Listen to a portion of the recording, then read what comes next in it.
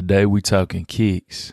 Ladies and gentlemen, welcome back to another episode of the Thoughts for the Soul podcast. So, ComplexCon, my very first one. I just want to dive into a few thoughts that I had from it, from the entire experience from this past weekend. Yeah, it was an experience. I want to say the first thing that pops up in my mind from the entire weekend is overstimulation. I was overstimulated like a motherfucker. Like ComplexCon, nobody really could prepare me for. I knew it would be a lot of people, but it wasn't the amount of people. It was just like the amount of booths and activations and interactions and transactions and consumption, right? It was a lot going on at ComplexCon, a lot. And so with that, day one, maybe if I had gotten in like maybe that Thursday or that Friday, I would have been able to assimilate a little bit better. But since I didn't get in until Saturday morning, I got touchdown in Vegas, went to my room, checked in, freshened up, changed, then went straight to it, So that's what it was for me. And so like I just being thrown into that, it was crazy. That was my first thing. Like I was overstimulated. And again, it's not to put that on ComplexCon. It was just I was overstimulated like to the max. And so getting in, I have so many thoughts, and I'm actually still processing ComplexCon. I really am still processing ComplexCon, but I'm just sharing these raw thoughts from the weekend. And so get in that Saturday. First thing I go to is the BBC activation. And of course, for day one, they had sold out of my size in the board flips. So I was like, all right, cool. I was trying to grab somebody else that they had them in their size. So I was like, all right, Vans. One thing I noticed, the Vans activation was the longest line the entire, like it was one of the longest lines the entire weekend. Like that Vans was sold out instantly pretty much every day. It was just crazy to see that from Vans, which is interesting, which when we talk about sneaker of the year a little bit later, I'll have to circle back to that. But yeah, that to see that much energy for Vans was a crazy thing to see. It really was a crazy thing to observe, to see. So yeah, I had someone ask me about them. That wasn't gonna happen. That Vans line was insane. So I just let that be. So the second thing I want to touch on is the fashion and style. I typically do not say anything about fashion and style. I'm from the old Houston. I'll be happy with a white tee and some Dickie pants, starch down Dickie pants. I know that's not the era we in no more, but I'll be cool with that. So when it comes to fashion, when it comes to style and everything, clothes, I don't say nothing because that's not my lane. I try to keep it clean cut, be iron, wrinkle free, keep it pushing. That's how I am. I just noticed that what we call streetwear today, if that's that is, I don't honor that as streetwear. I say that, but if what I saw is what we're calling streetwear, it's a lot going on. Like, man, and I'm all for artistic expression, and I'm all for being different, and I'm all for elevating. But it's kind of like when I was in high school. I remember kids in high school used to be different for the sake of being different, right? And so being different for the sake of being different, if everybody's doing that, everybody is the same. Everybody looks the same. Everybody presents the same. Because you realize you really don't want to be that much different. You just want to be different from a select few of people, because if you wanted to be different, you would be different from everybody. But if everybody was out at ComplexCon being different, and that is what being different is, I'll stay the same. Because I was just blown away. And again, I'm not, this is no judgment. This is just thoughts that I rarely just share publicly. Like, I don't know. It's like I've had conversations at home in the H where when I talk to people about old Houston and new Houston. And I know for a long time, Houston used to get crushed when it came to fashion, being late, being in the South. And that was on purpose. And that was also just because of where we lived, right? And climate, environment, influence, community. It's just different. Houston isn't New York. New York isn't Houston. Houston isn't LA. LA isn't Houston. Houston isn't Chicago. Chicago isn't Houston. Houston isn't Atlanta. Atlanta isn't Houston. Like, it's just different. But I've noticed in the last 5 years, 5 to 6 years, the shift in fashion out here. And you go to certain events and everything looks like a New York fashion show. Like, it looks like a Paris fashion week. It is, and there's nothing wrong. Like I say, there's nothing wrong with that. I'm not complaining about that at all. Be you. I just noticed that difference. And I have my thoughts on it, right? And so going to ComplexCon and seeing, hey, yo, this is what it is, period. I don't know. And so one of the main reasons I really don't speak on it is because then, people would probably consider me to have no fashion sense and things like that. And when it comes, if it's in this lane, in this era of it, I probably don't. Cause that's just what I'm seeing. I don't know. I really can't wrap my head around it. And so the way I look at it is, like I say, everybody has the right to have their artistic expression, their style expression, their fashion sense, their what they prefer, what makes them feel good. But I just know I'm not gonna wear leather cargo shorts with a bedazzled t-shirt, a raccoon hat, and the chain slipping off, like the gothic folks used to wear, and that's and feel good. I'm not doing that. So I saw a lot of that, and I was curious, and I was just trying to take it all in and understand like where we are as a society, where we are as a culture, where we are when it comes to fashion and style. And it was just like kind of mind blowing when I looked at a lot of these outfits. But hey, we're gonna keep it pushing. We're gonna keep it pushing. That's just something I'm gonna have to continue to have conversations about. Holla at Samo out here. Holla at Mickey in the NY. Holla at my cousin. Holla at a lot of people. A lot of fashionable people, because it's something that is not clicking with me right now, and I just need a little bit of help. Even if I'm not going to indulge or partake in it because of my personal style, I just want to understand or have some inkling of understanding of how we got here, right? And so, it was interesting, to say the least.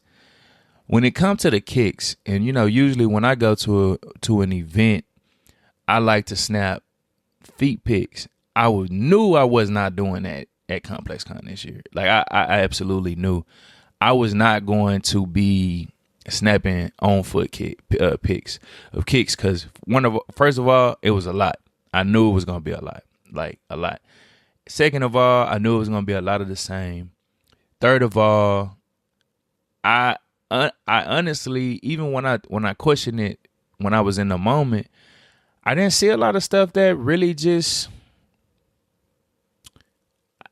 I didn't see a lot of stuff that really just made me be like, yeah, let me get a picture of that. Like, I can count on one hand pretty much one hand, maybe two shoes that were different that I haven't snapped before. Red October Yeezys, my grill, my sneaker grill, Louis Vuitton Dons, the Air Max 95,000, which is a shoe I really want. It's been my favorite shoe in that entire line so far, just because of the color, and the 95 has been on a run this year. Air Max 1 is my favorite Air Max of all time, but the retooling, the reshaping, what Nike has done to the 95, it has almost made it number 2, because the Air Max 95, I used to not like that shoe. And what Nike has done with it this year, making it a star, making it the moment with exclusivity, which a lot of people has been upset about, and I get it. That shoe, yeah, it's up there for me now, because you can wear it all day now. And so the Air Max 95,000, which I walked through that line for that raffle so many times to try to hit that ticket, but I ain't never got that little green thing. And so it is what it is. So those three stood out. Sneaker Den, he had on the seamless Air Force Ones, the ones with the tumble leather, no check. It's just the top is just that tumble leather look. He had those on. And I mean, there probably were a few more, but I was like, man, I will be all day looking at people's feet taking pictures. So I was just like, I'm good. And it just wasn't too much. It wasn't too much that I was just crazy about. And honestly, like I said, I knew I couldn't spend energy into that, because you really have to make your decision once you go to ComplexCon. You have to make a choice. You want to make content. What is the content that you want to make? You have to focus on that content, and that's it. And so, like, I knew I was in town for the Jordan 11 H-Town activation. That was my primary thing. Secondary to that was meeting people, interacting with people in real life, face to face, having conversations, networking, building relationships. Those were the two main things for me. So, and thirdly, of course, was to experience ComplexCon for the first time. And so I was like, I'm not really trying to get content like that. So I was like, well, peep it, take note of it, collect your data points for sure, keep it pushing. So that's what I did. So, yeah, that was, I guess, the booths, a lot of the booths were good. I love the Air Max booth. Like I said, celebrating the Air Max 95,000. They had a lot of shoes that came out already. Atmos had the Air Max 95. I liked the shoe in person. I did like the shoe more in person, but for me, it was an Air Max 95 that I really didn't need. Seeing in that same booth, it was Undefeated had their 95s there as well. Didn't really trip about those. Plus, I didn't have enough room in my suitcase to bring everything back, so I was like, whatever. And then you had Kids of Immigrant was in that same activation, doing the community giveaway for the friends and family pair of their Sunders. And then that's where also the Air Max 95,000 raffle was. And they had like different events throughout the day, which is pretty cool. I liked how that space was set up. The Chase Awake. So now I'm just naming some of my favorite booths. The Chase Awake booth. Asia Wilson ended up coming to that activation. But yeah, I noticed the weekend, I guess, and somebody let me know, this is my first ComplexCon, bags. Like, if you had a booth or a station, you had to have a bag that stood out. And I guess when I think about it, this is not from any knowledge or doing any research. People walking around, you consuming a lot of product, a lot of things going on at ComplexCon. So if you have a bag, right? If you have a bag and your bag stands out, it makes people want to say, hey, where did you get that bag? Go to that booth, go to that activation, right? The bag of the week was the Chase Awake bag. Like, that bag was dope. I had so many people DMing me like, yo, can you get this bag people asking me, can I get a bag? I'm like, yeah, I really can't get all these damn bags. But you know what I'm saying? That just like that bag was dope as fuck. Like it's a very good like tote bag. Like, and yeah, like I know it was somebody had I don't know what, I can't remember what the brand was, but somebody had a bag that it was big as like a twin mattress. Like it was as big as like a freshman dorm college mattress. And I was like, what the hell is this? Like it was just somebody used was it Refresh? It was somebody, I cannot remember the name right now. They had an IKEA, they basically partnered with IKEA, took the IKEA bags, rebranded it, left the IKEA on the strap and rebranded it with their brand and their color on the actual bag. That was dope too. So yeah, it was like I just noticed like a lot of different bags. It was like, man, I collect the bags. You know what I'm saying? I collect some bags out here because I noticed that as a thing. And like I say, it might have been a thing at previous complex cons, but it's not something that I've ever heard anyone like specifically speak about. So like I said, raw thoughts, but I had to go back because I am tripping because I did not say anything about the LAAMS activation with that Air Force One. That Air Force One is crazy. Like, that's one of the best. Again, another shoe that could have been, had there been a later sneaker of the year list, that shoe could have been in sneakers of the year, like, period. One of the best Air Force Ones. We've gotten a slew of Air Force Ones, good, very good Air Force Ones too.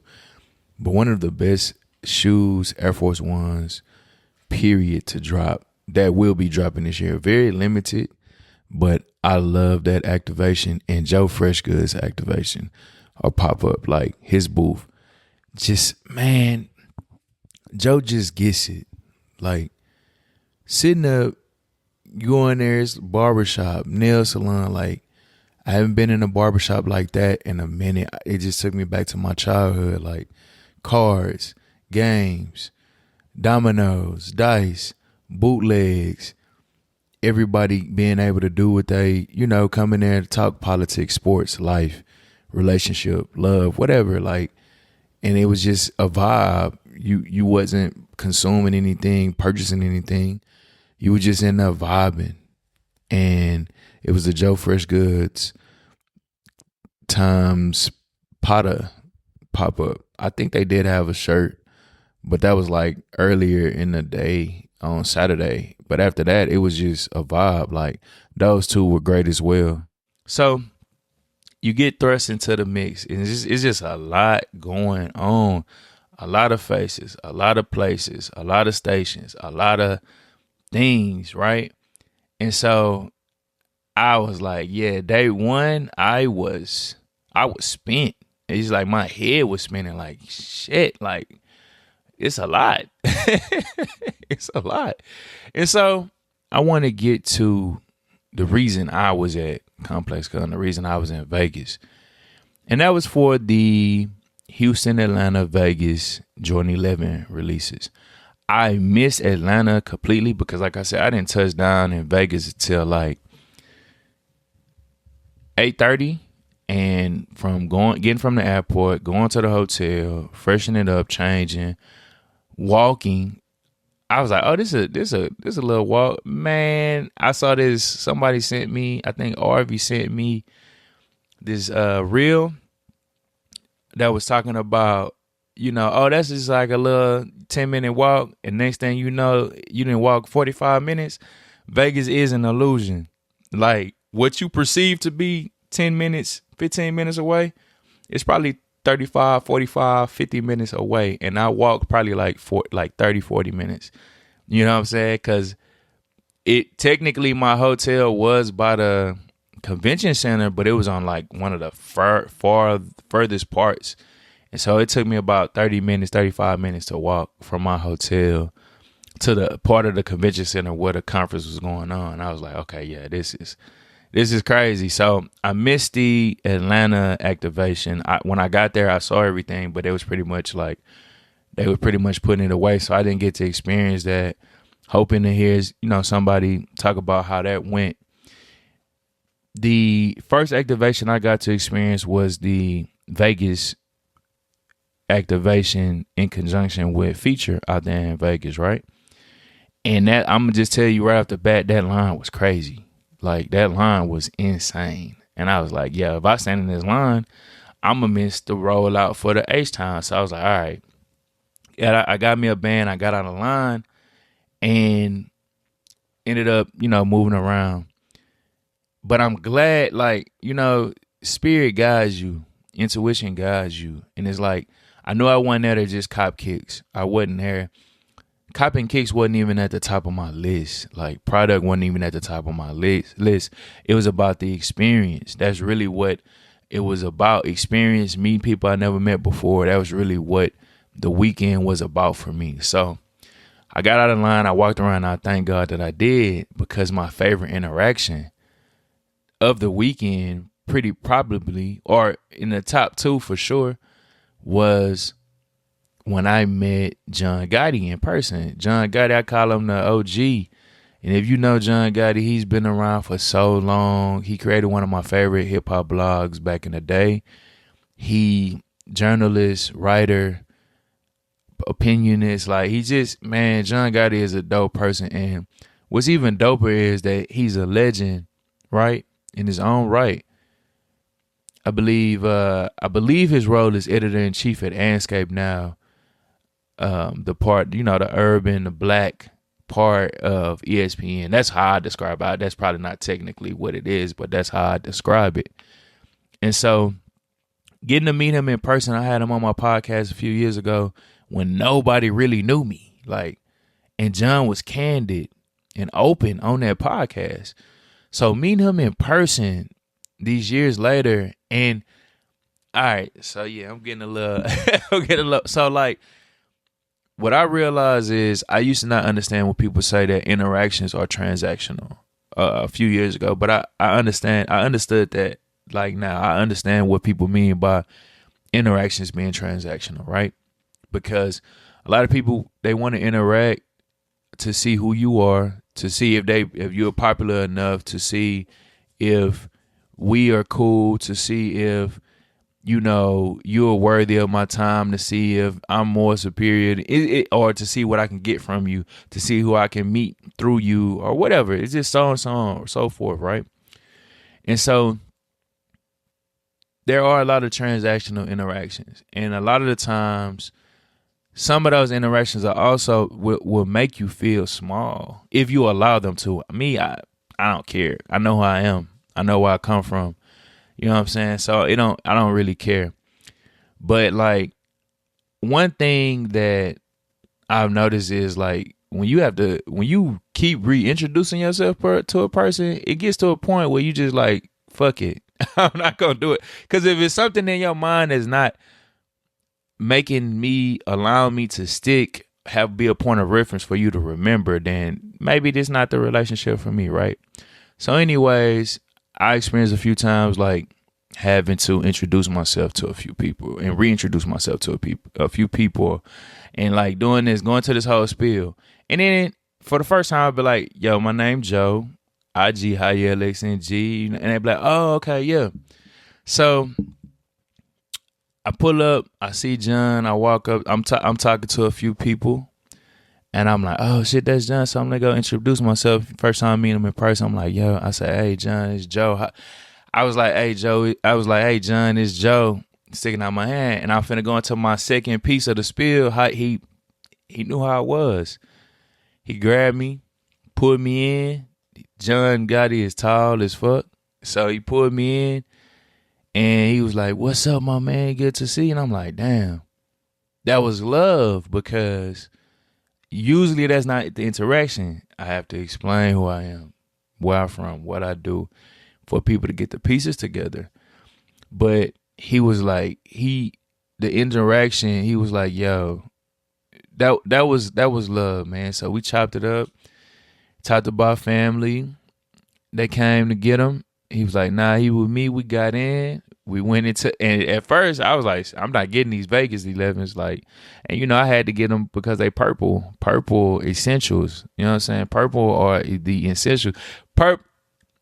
I wanted the Houston 11s to be purple, but I understood we couldn't lean into it like that. And that's pun intended. We couldn't lean into it like that. So I get it, right?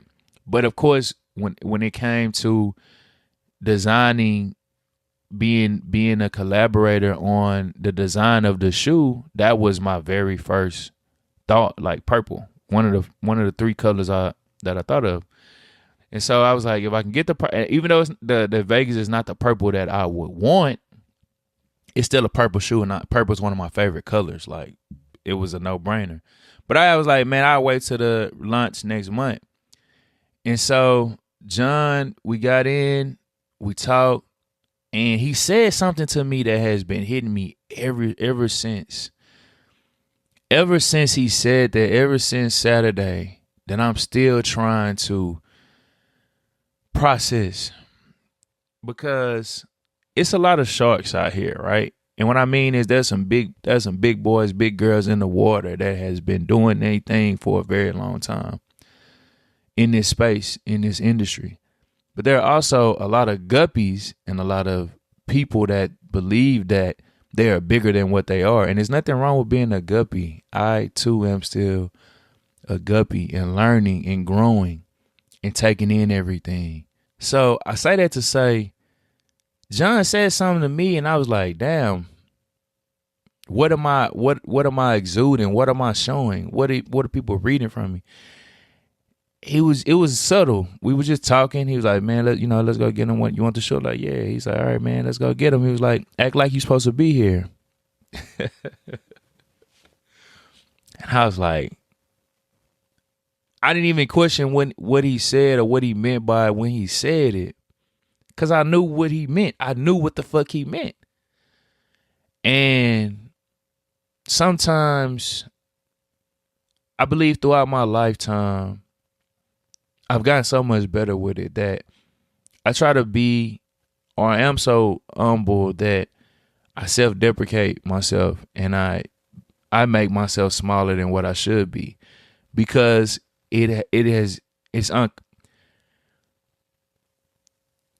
from family history, right? From family history, and I won't get too deep into it. There have been some people in my family, on one side of the family, that have been so arrogant and big-headed and full of themselves and selfish. And so I didn't want to be like that.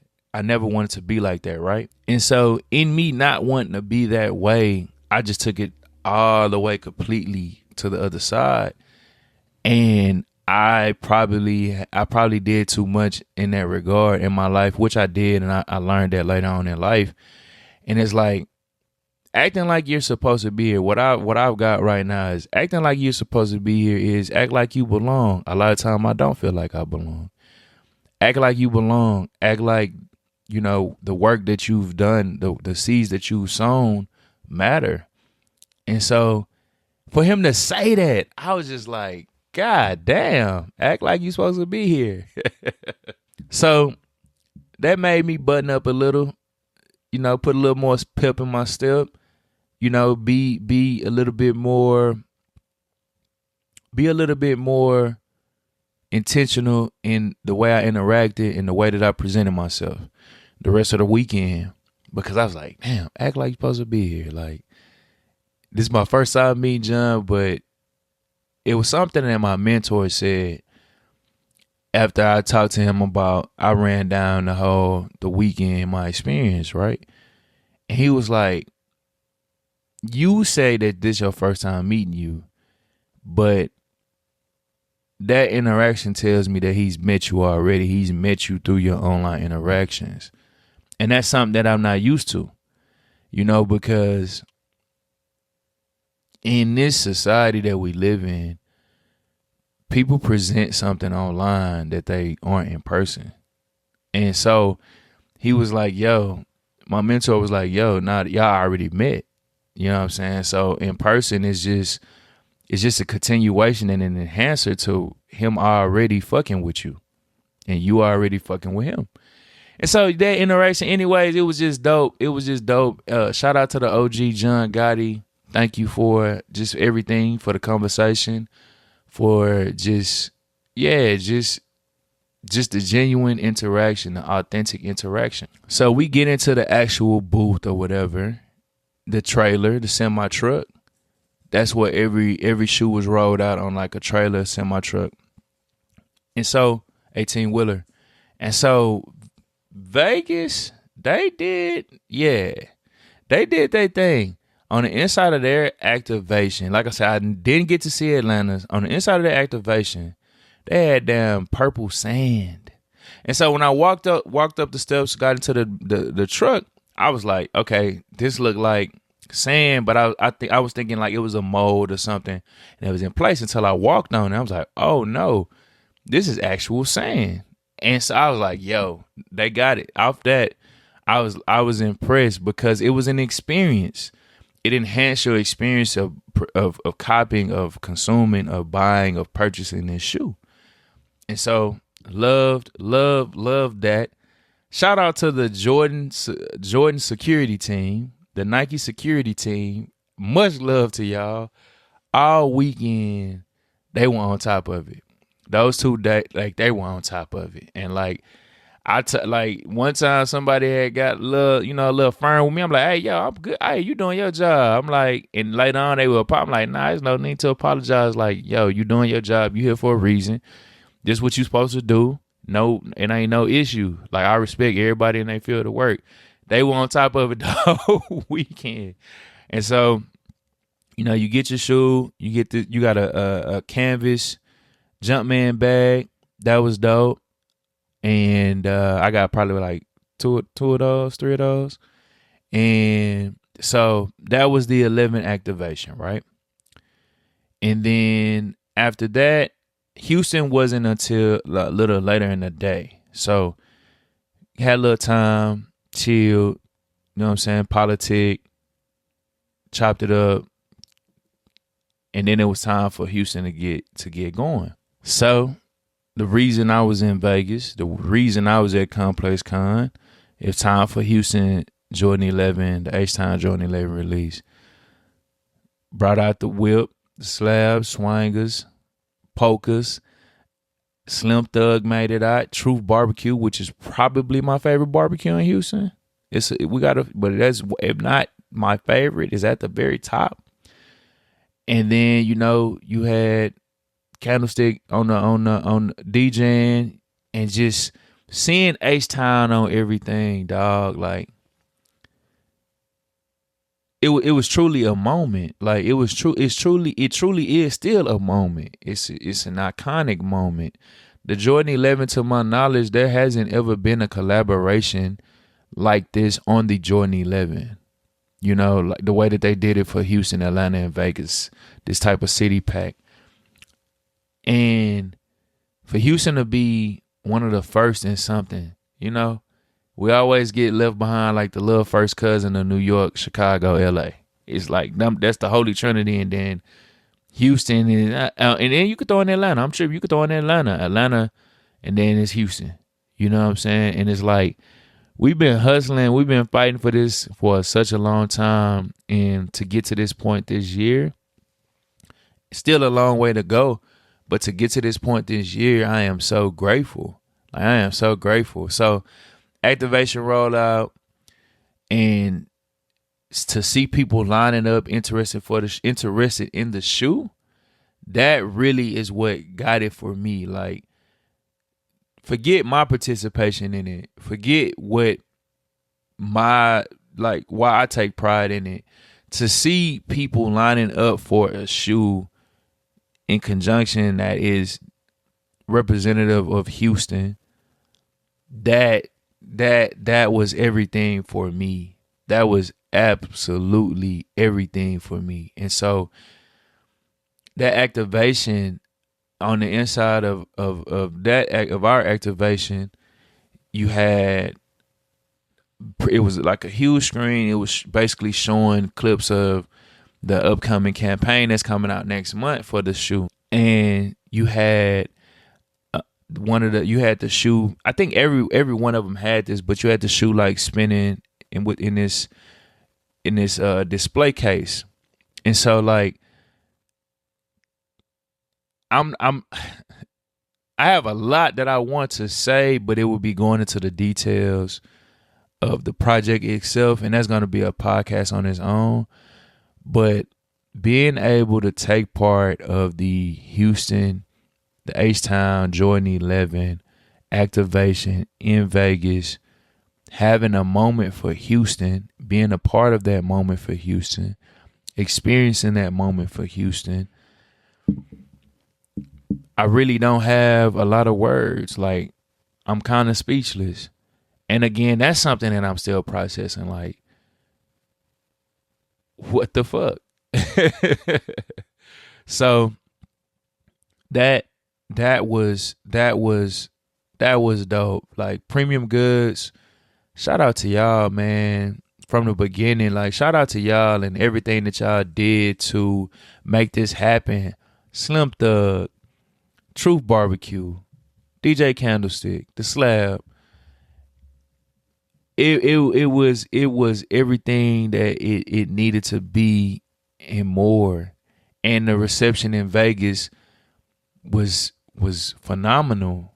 You know, I was a little, like I said, H-Town. I love H-Town. H-Town is, Houston is home. Houston is my first love. Like, Houston is everything to me. But the perception don't always be that, you know? It don't always be what it should be. And it's because people don't care. That's one thing. And we always are looked at as being behind or too slow.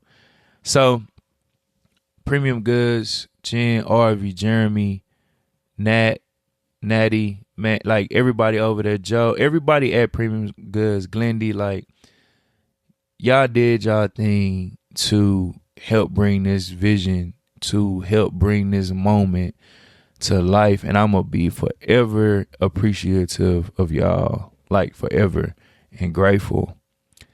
But again, we're going to jump into that. You know, we're going to jump into the details of that a little bit, a month from now, pretty much. Team Epiphany, the agency that was over everything. I wanted those dominoes that came in the gift set, but it's okay. I'm not tripping. I ain't. Y'all did y'all thing, you know, with these as well. Being out there, making sure everything went according to plan. And if it didn't go according to plan, making sure that, you know, there were contingencies in place to make it feel like and seem like it was going according to plan. Y'all did y'all thing. Shout out to y'all. So, because our activation ran so late, I missed what I wanted to see in the verses. I missed it. But I saw the rhetoric. I saw some of it. I saw, you know, before it came on, I was saying that, you know, as far as hits goes, Cash Money should have won in a landslide, right? But I remember before I left Houston, I was talking to an OG about it. And he was like, yeah. He was like, but no, you know, no. I'm like, I'm not discrediting. No Limit had a lot of hits and bangers that hustled the way they were the blueprint of how to get it out the mud in the South, in hip hop, and make it happen. Like, you listen to No Limit, and all of their artists, we were all listening to No Limit, even at the age where we shouldn't have been. I'm speaking for me and my peers, right? No Limit was the shit. That's what you listen to. Your parents listen to it. You going to parties, they jamming it. You going to clubs, they jamming. Like, No Limit was everywhere. So I wasn't saying, like, I was just talking about in terms of hits, not discrediting that No Limit had hits. From what I saw and from what I heard, the showmanship, No Limit is just like with the locks. The showmanship, plus the bangers, plus like it took it to an entirely different stratosphere, and so that's why they won. You know, I'm mad that I missed it. I did get to catch clips, and catching clips was was it put a bow on the day. Like it put a bow on the day. I was disappointed in the crowd. Like the crowd wasn't really rocking with it, but catching clips, that made the weekend too. And so that was the end of day one. I went back to my room and I crashed. That was it for me.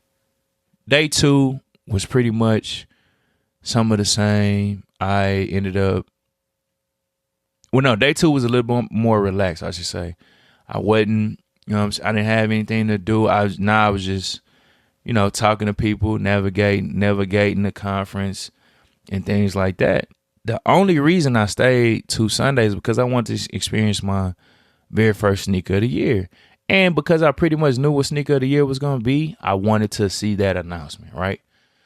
And so sneaker of the year happens. And at the end of the day, by this time, I'm ready to go home because, again, I'm overstimulated. And so we get in there. I see the list and everything. They make the announcements. And I'm just like,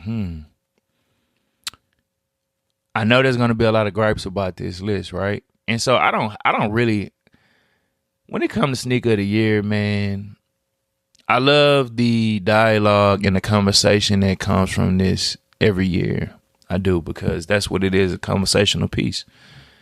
And I mean, it is what it is. My only gripes be that the time that it happens, like I wish it happened a little bit later in the year. Because, like, let's say, for instance, Joe Fresh Goods drop happening at the end. That's happening at the end of this year, right? That would be for me, not even crazy about New Balance like that. That would be a top 10 shoe for me this year. Easy. That would be in the top 10. Just the design. We don't even really know the story of it yet. I don't. The design and everything, that would be a top 10 shoe for me this year, right? To see, and then the other thing, the only shoe, there are a few shoes, but the only shoes I'm willing to just like gripe about is the Rodeo Dunk. That was easily in the landslide, the best dunk to release this year, right? And I know this year the focus wasn't dunks. It was more so the Jordan 4, the Air Max 95. The Jordan 1 had a moment here and there. The Jordan 5 for sure. So I get that, right? And basketball shoes. Basketball shoes have seen quite a resurgence this year. And I love the designs. I love the functionality. I love the colorways. Basketball shoes have had a very, very, very good run this year. Like, this has been a very good year of basketball shoes. It's not the years of the LeBron 7, 8, 9, the KD 4. It's not that year, the Kobe 6 and everything. But I love where basketball shoes are getting to now, especially with Nike, right? And so the Rodeo Dunk story, and I know it's a little bit biased because of the roots that are connected to Texas in that shoe and that design, but I felt like the Rodeo Dunk should have been on that list. It was just a very good, outside of being the best dunk, it was just a very good shoe. Outside of being the best dunk, it was just a very good shoe. One of the best shoes to release this year, and I get it. Everybody couldn't get their hands on it. I understand. We can't get our hands on every shoe. Like, most of us cannot get our hands on every shoe couldn't get our hands on every shoe that was on that list. Like the Levi 95. Nah, I don't think that should have been on the list. 95s had a run this year, but the Levi 95, I was kind of shocked to see that shoe on that list. So, yeah. And then number one, it had to be I saw a lot of people talking about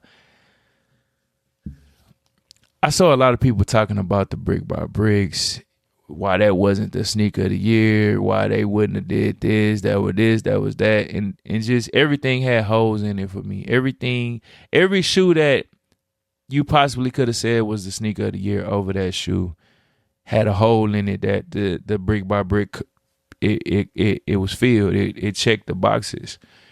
And so it was like, that was the sneaker of the year before it came out. When it came out, all of the activations and the campaign for it, that made it even more the sneaker of the year. So I just didn't see what other shoe could have supplanted the Nigel 4, the Brick by Brick 4 for sneaker of the year. So it was dope to see that. Congratulations to Frank, everybody else that worked on it, Ben, and everybody on part of that team that worked on that shoe. Congratulations, man. I know when we look at sneaker of the year, it's like, okay, we don't really subscribe to that and everything. But when you get an award, when you get acknowledged, when you get an accolade, when you get recognized, you know, for the most part, it's always a good thing. So congratulations to everybody that was a part of that and saw that and heard that be called the number one shoe of 2025. And so that was my rundown of ComplexCon. I don't believe I missed anything that I wanted to talk about. Frank, you know, I know I've said his name a lot this year. He had a pair of the Air Pegasus Premiums on. It was a sample pair. And I can't wait until they release. I'm not going to go into too many more specifics about it, but that was one of the shoes that stood out to me this weekend too. And I cannot wait until that shoe releases. Oh, and the Jellyfish release. I think I saw rumors that they're going to come out in February of next year. Grateful for that because I love that color. That's one of my top 3 favorite colors of the Jellyfish shoe, right? That said, like, it was a lot of ruckus over that shoe, and I didn't think we would see that this weekend, but that was that fight was crazy, right? And then the debut of what Upscale Vandal is calling the Squids got a very clean shot of those. Interesting to see how they're gonna do in the market, being a takedown version of the Jellyfish. But yeah, man, that was my compartmentalized thoughts of. So yeah, that was my,